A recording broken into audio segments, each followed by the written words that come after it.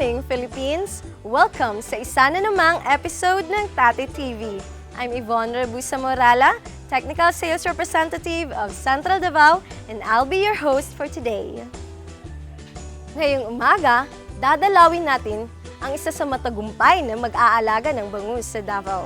Alamin natin kung paanong tulad niya ay maaari tayong umasenso sa pag-aalaga ng bangus.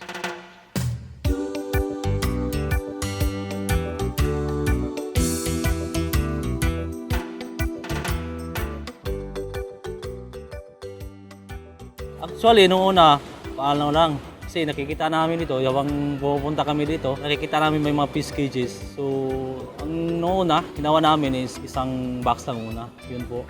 At hanggat, yun, pa kunti-kunti po, lumalago naman.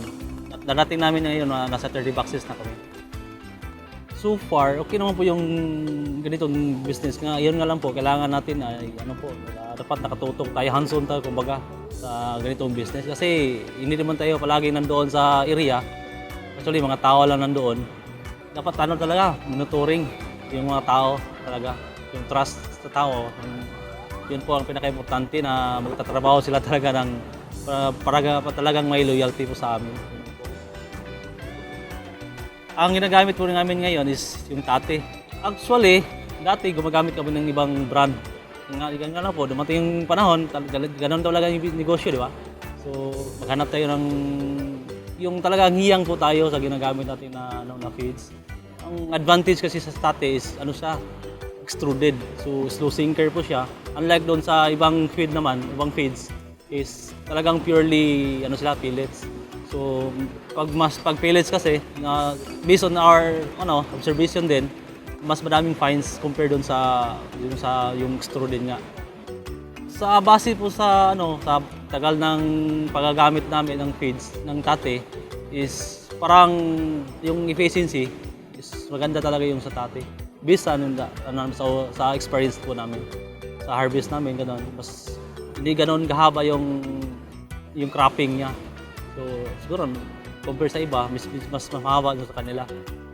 Actually, sir, malaking tulong, sir. Kasi yung unang panahon talaga, yun nga, after graduation, siyempre, nasa isip namin, tapos kami sa pag-aaral, tatrabaho kami. So, after nun, nung lumaki yung business namin, yun, nag-stop kami sa pagtatrabaho. Then, yun nga, nag-business na kami. Doon lang namin na-try or nabili yung mga pangarap namin dati.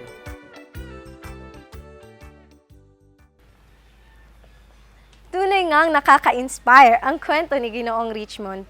Ngayon naman, alamin natin ang mga benepisyo at katangian ng paggamit ng Tate Extra Zinc at kung bakit naging malaking bahagi ito ng kanyang pag-asenso.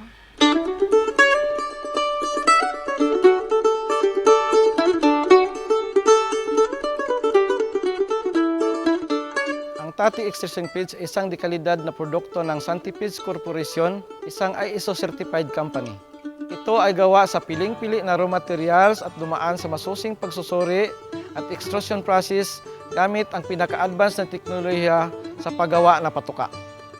Itong extruded sinking pellets ay niluto sa mataas na temperatura kaya't mabilis itong tunawin ng isda. Ito ay may balance, protein at energy level kaya't mabilis ito magpalaki ng ating alagang isda. Ito ay environmentally friendly kaya't recommended ito na gamitin sa fish cage at saka fish pin. Higit sa lahat, ito ay may mababang FCR or feed conversion ratio na nagbibigay ng magandang kita. Maganda talagang pagkitaan ang pag-alaga ng bangus sa fish cage.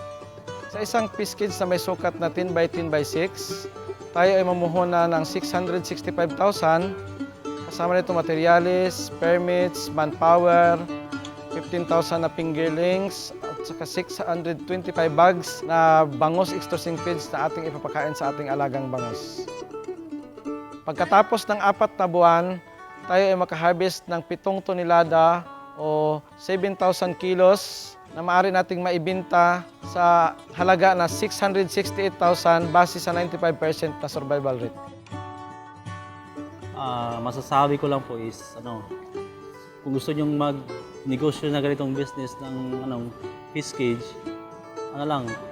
siguro try nyo lang, may mga ano naman siguro, may mga tao naman taga Tati.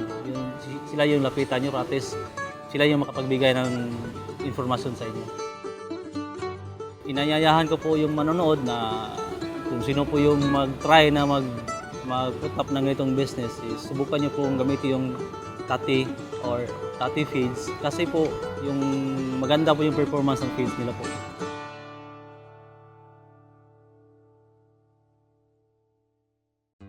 Marami pong salamat sa patuloy niyong pagtangkilik ng Tati TV. Sana ay marami kayong natutunan sa episode natin ngayon. Naway ito'y magsilbing inspirasyon sa mga nagbabalak mag-alaga ng bangus gamit ang Tati Extra Zinc. Sa susunod na episode ay pag-uusapan naman natin kung ano-ano ang pangangailangan at kung paano nga ba magsisimula ng pagpapalaisdaan. Para sa inyong mga katanungan ay maaari po kayo makipag-ugnayan sa amin through emails or websites at contact numbers na makikita nyo sa inyong TV screens. Once again, I'm Yvonne Rabusa Morala, your Technical Sales Representative of Central Davao, nag-iiwan sa inyo ng isang magandang umaga.